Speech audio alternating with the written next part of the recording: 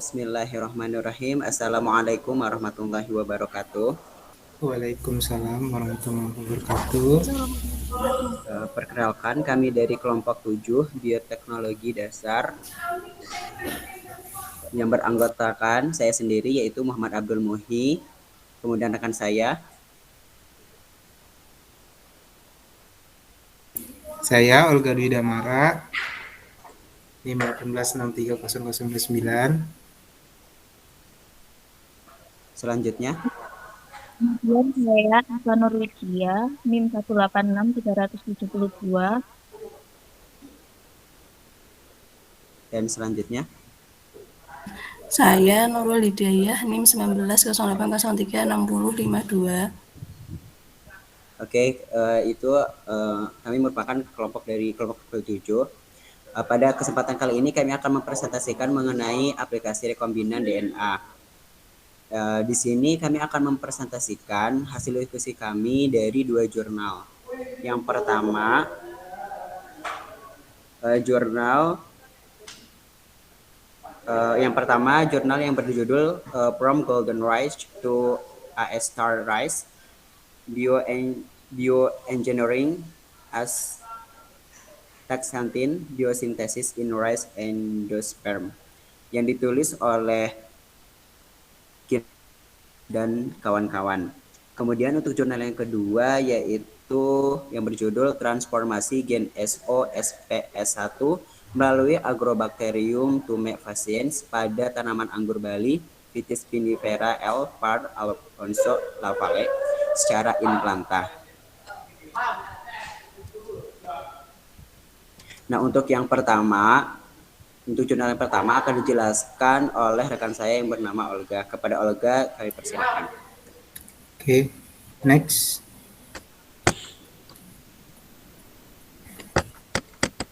Saya akan menjelaskan mengenai apa itu golden rice. Jadi golden rice, next. Oke. Jadi golden rice itu adalah beras yang berkaya dengan beta karoten. Beta karoten merupakan sebuah provitamin untuk membantu mencegah kekurangan vitamin A. Nama golden rice itu diberikan karena butiran yang dihasilkan berwarna kuning menyerupai emas. Padi ini merupakan hasil rekayasa genetika. Ide ini berangkat dari keprihatinan yang dijumpai banyak anak-anak, terutama di Asia dan Afrika, yang menderita kekurangan vitamin A.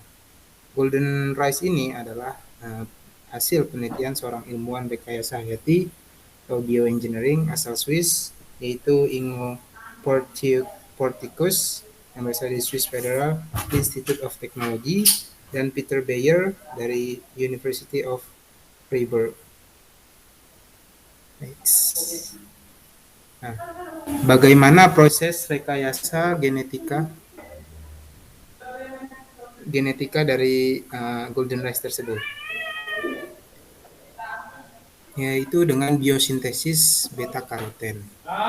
Hal ini dilakukan karena Porticus menemukan permasalahan mengapa beta karoten tidak dihasilkan oleh tanaman padi. Ia kemudian menemukan bahwa tanaman padi hanya bisa setengah jalan dalam pembuatan beta karoten karena tidak ada enzim di dalam tanaman padi yang dapat mengkatalis 4 tahap terakhir.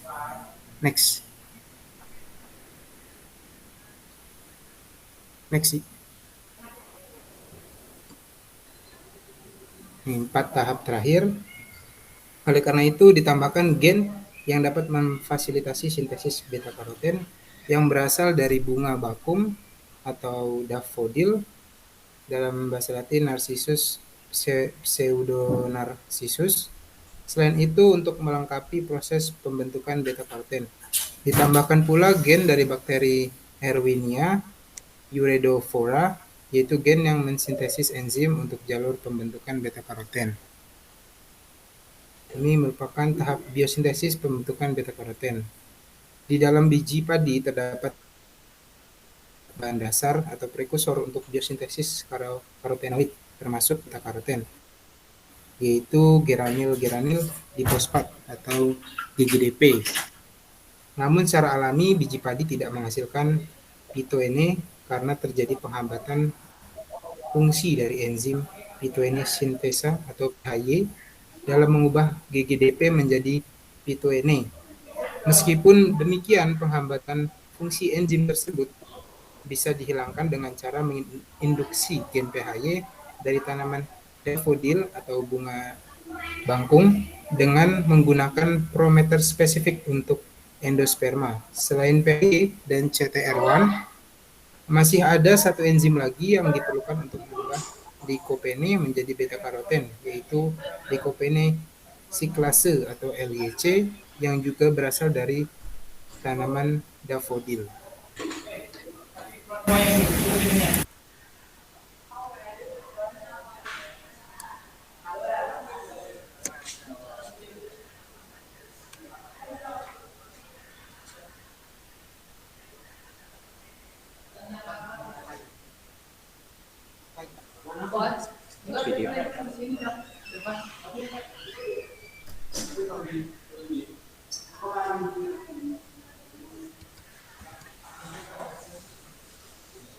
Olga, apakah sudah?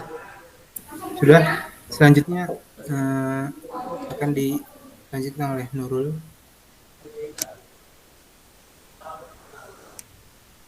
Oke, selanjutnya akan dijelaskan oleh Saudari Nurul.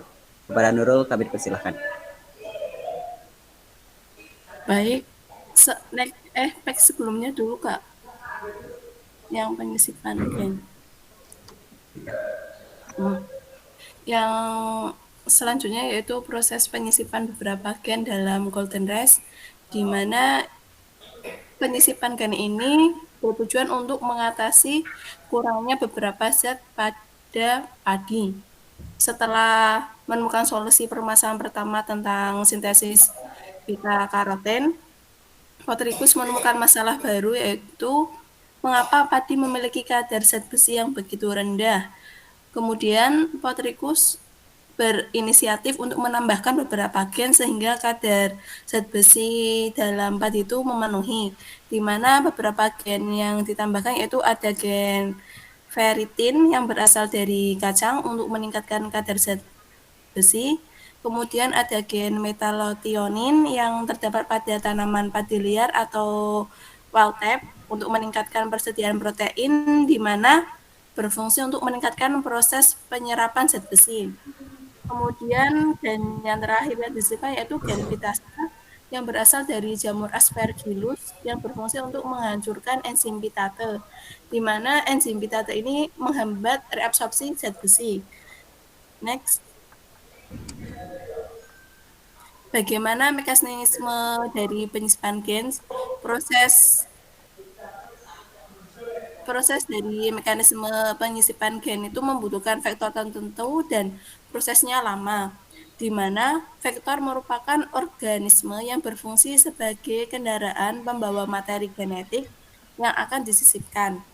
Sel tumbuhan tidak memiliki plasmid seperti bakteri, sehingga pilihan vektor yang berpotensi untuk memasukkan gen ke dalam sel tanaman juga terbatas.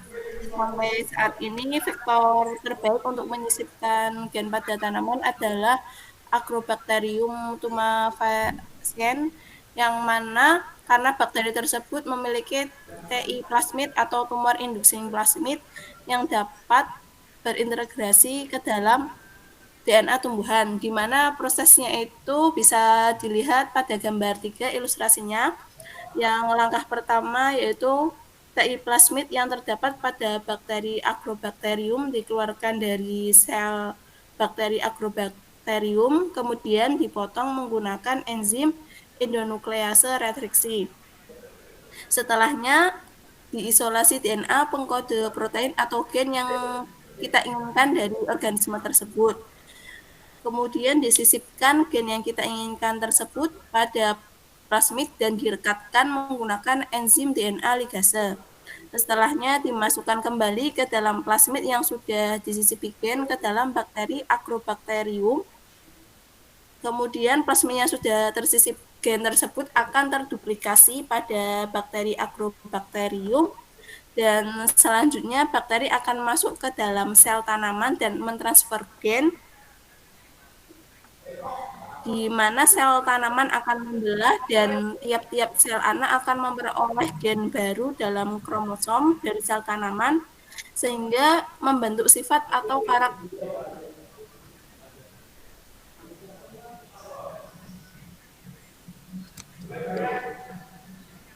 Langkah yang terakhir yaitu proses transformasi gen dan proses perbanyakan atau multiplikasi sel-sel tanaman.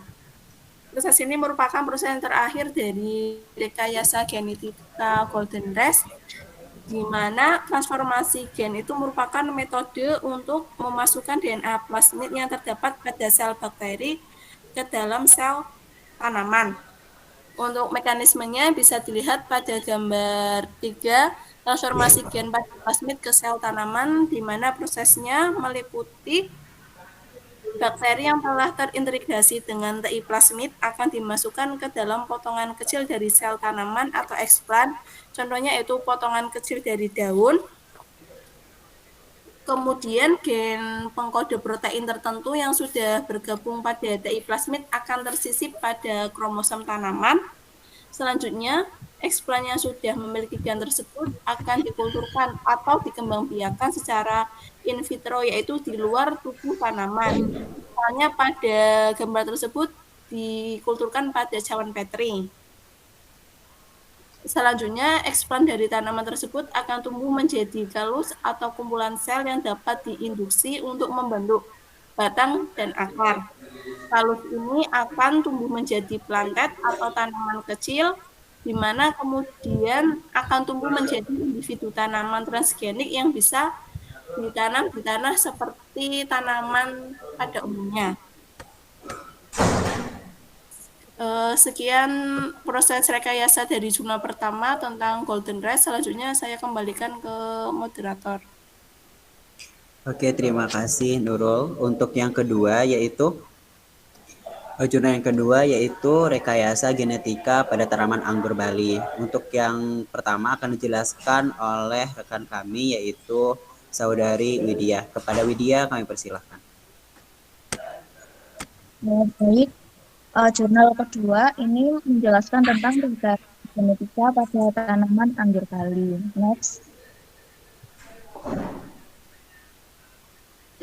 Next. Nah, latar belakang dilakukannya rekombinan DNA pada tanaman anggur Bali yaitu dikarenakan peminat dari anggur Bali di pasaran itu cukup sepi jika dibandingkan dengan anggur dari varietas lain. Berdasarkan survei yang telah dilakukan oleh Astawa tahun 2015, kurangnya kualitas ini dikarenakan ukuran buah yang kecil, kemudian adanya biji dan rasa buah yang kurang manis dibandingkan dengan varietas lain. Sehingga menjadi penyebab sepinya peminat anggur di Bali. Anggur Bali pasaran. Sehingga diperlukan penelitian untuk memperbaiki kualitas tanaman yang dapat dilakukan dengan beberapa cara seperti persilangan tanaman atau konvensional dan penyisipan. Jadi pada jurnal ini dilakukan metode penyisipan gen dikarenakan metode ini lebih cepat dalam menghasilkan tanaman dengan sifat yang unggul dan tidak memerlukan lahan yang luas serta diperlukan biaya yang minimal. Next. Sebelumnya. Ini ya. Ya. Perbaikan kualitas anggur Bali dengan usaha untuk meningkatkan rasa manis itu memerlukan gen yang berperan dalam proses biosintesis sukrosa pada tanaman, sehingga diharapkan kandungan sukrosa dalam tanaman itu meningkat dan buah yang dihasilkan menjadi lebih manis. Jadi pada penelitian ini menggunakan gen SOFIS1 dari tanaman tebu yang berperan sebagai gen of interest yang menyandikan protein sukros fosfat sintase atau SPS.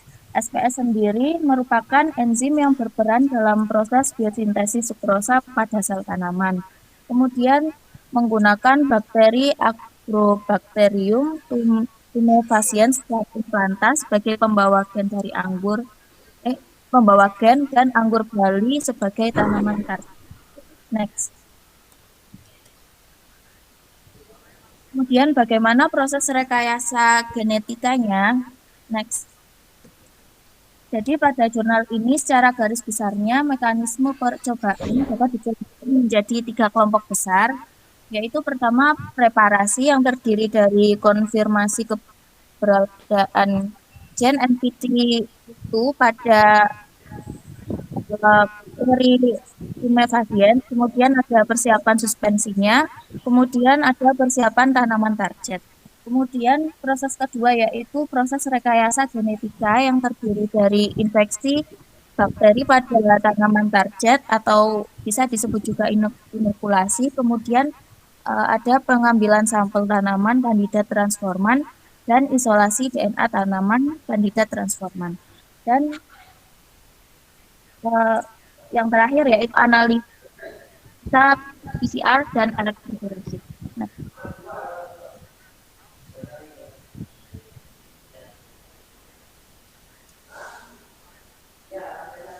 yang pertama pada bagian pertama yaitu ada konfirmasi keberadaan gen NPT itu pada bakteri,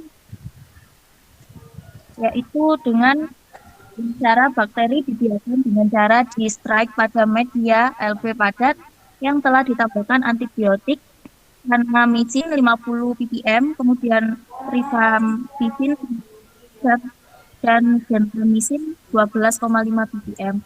Lalu diinkubasi selama 48 jam dengan suhu ruang. Kemudian single koloni yang terbentuk diamplifikasi pada PCR. Sampel bakteri kemudian dimasukkan ke dalam sumuran agarosa padat lalu di running selama 25 menit pada 100 volt. Hasil yang diperoleh lalu divisualisasi dengan kabinet.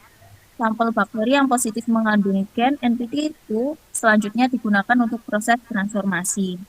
Kemudian bagian kedua yaitu persiapan suspensi alpha tumefaciens. Bakteri tersebut dengan strain BV3101 yang mengandung gen SOS-PS1 di strike pada media LP padat yang mengandung antibiotik rifampicin 100 ppm, kanamicin 50 ppm, dan gentamicin 12,5 ppm selama 48 jam. Setelah 48 jam akan terbentuk koloni dan single koloni yang dikultur pada 2 mili media LP cair dengan antibiotik yang sama lalu diinkubasi dalam beker.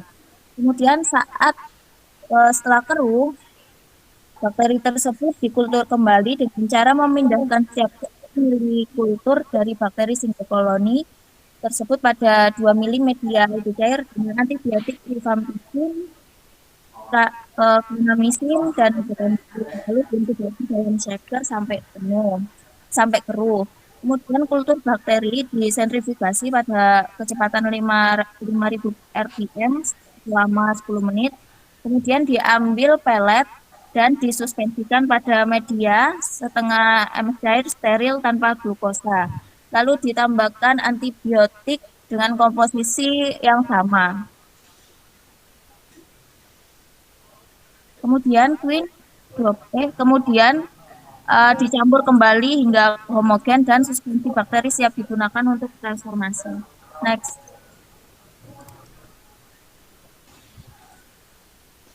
Yang terakhir yaitu persiapan tanaman target.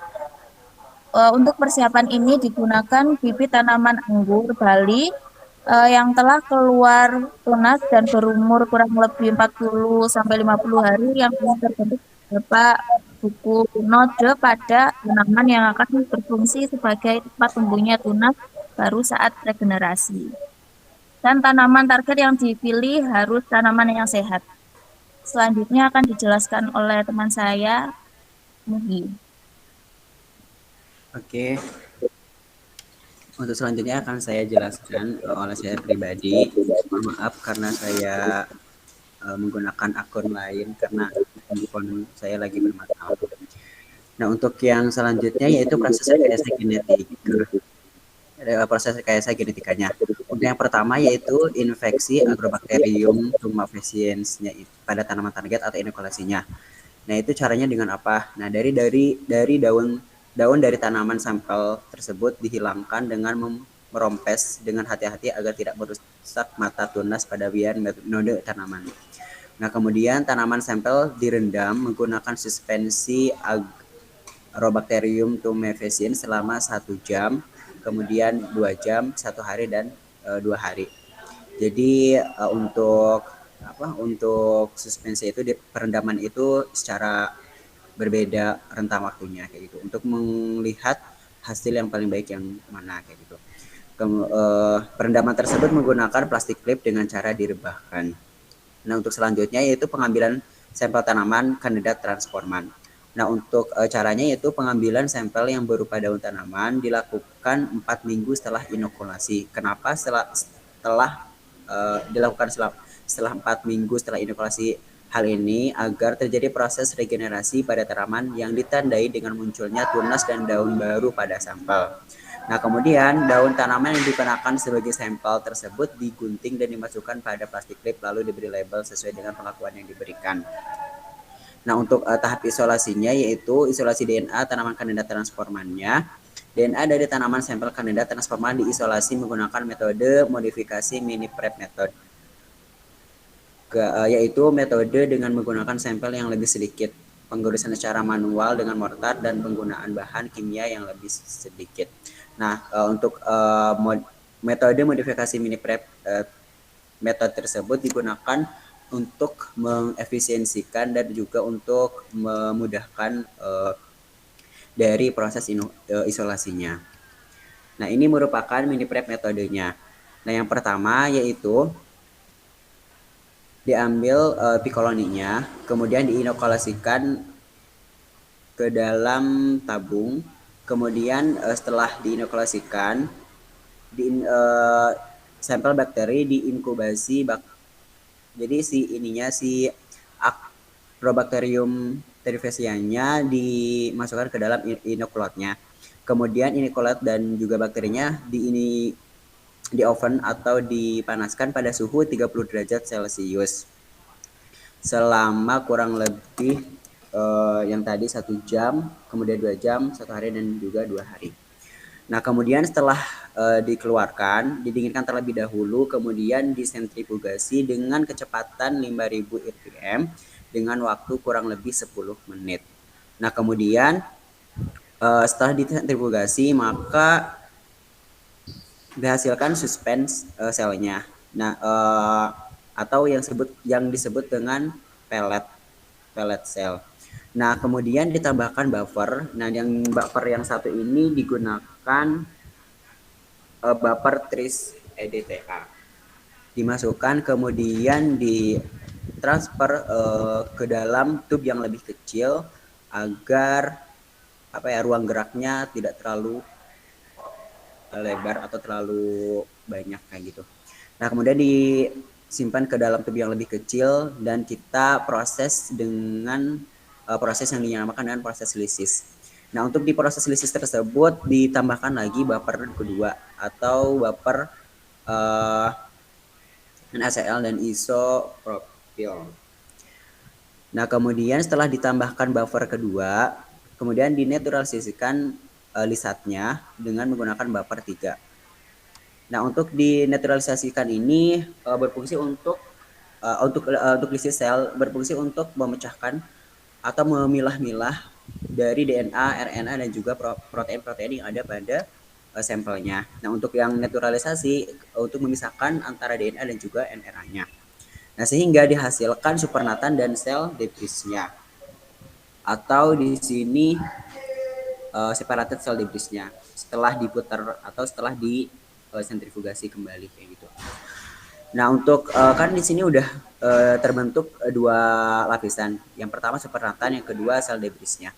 Nah, yang diambil adalah supernatannya. Kenapa supernatannya? Karena dianggap supernatannya itu memiliki DNA dari sampel tersebut kayak gitu.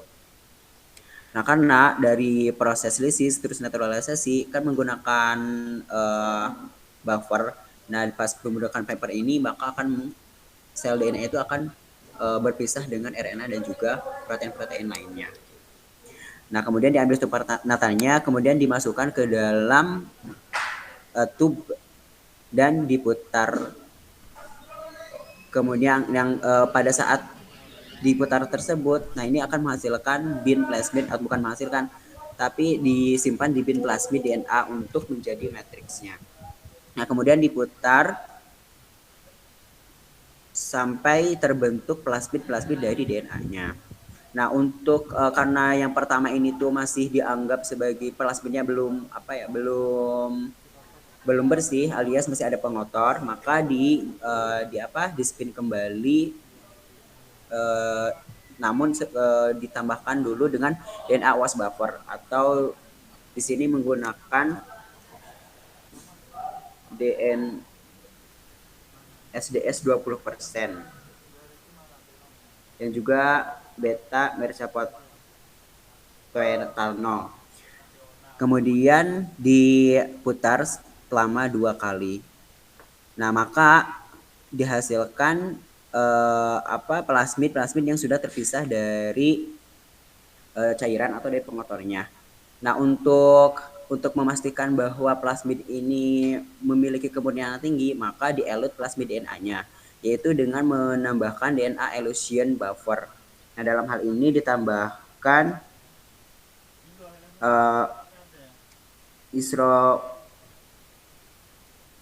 ditambahkan plasmid gen NPT2 mark construction T DNA dari konstruk plasmid PKYS SOSP1 itu.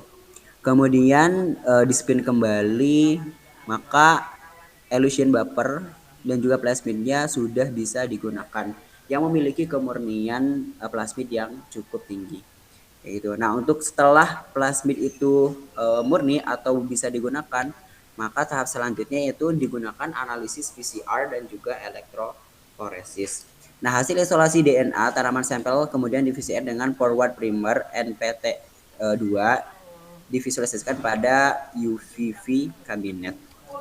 Nah berdasarkan hasil dari jurnalnya atau hasil dari PCR dan juga elektroforesisnya, maka dihasilkan pada metode transformasi in planta melalui Agrobacterium tumefaciensnya pada tanaman anggur Bali berhasil dilakukan dengan metode rompes rendam selama 2 jam. Jadi kan tadi ada yang 2 jam, ada yang 1 jam, 2 jam, 1 hari sama 2 hari. Nah, untuk yang metode transformasi in planta ini dihasilkan pada proses rompes rendamannya itu 2 jam.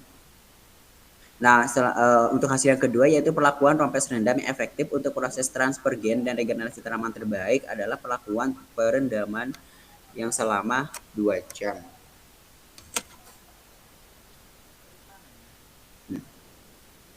Nah, untuk hasil yang agak rosanya, pada marker primernya itu dihasilkan pada rentang 550 BP.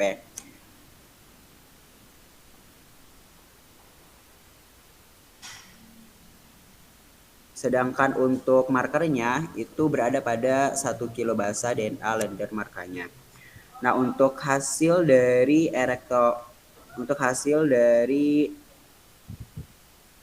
PCR-nya kan menggunakan UV-Vis. Nah, ini dihasilkan dari perendaman ke 1 jam, terus ke 1 hari dan 2 hari itu tidak dihasilkan marker sama sekali. Nah, ini diduga bahwa percobaannya tidak berhasil atau dinyatakan tidak DNA yang murni tidak dihasilkan. Nah, sedangkan untuk yang perendaman yang kedua, untuk perendaman yang selama 2 jam itu dihasilkan marker atau visual pada rentan 550 BP.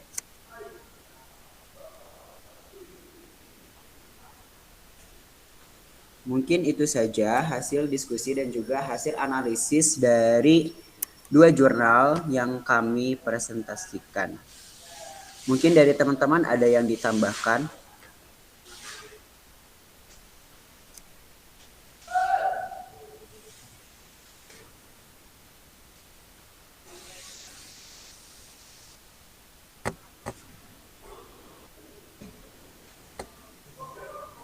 Dari teman-teman ada yang ditambahkan lagi? Dari saya cukup. Oke, dari Widya. Nah, dari ya, Widya.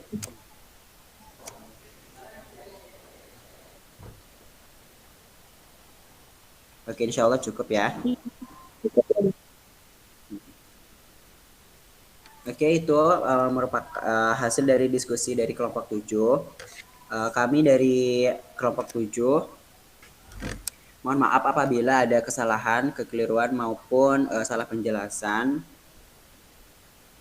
Kurang lebihnya kami mohon maaf. Wabillahi taufiq wal hidayah. Wassalamualaikum warahmatullahi wabarakatuh. Waalaikumsalam warahmatullahi wabarakatuh. Terima kasih.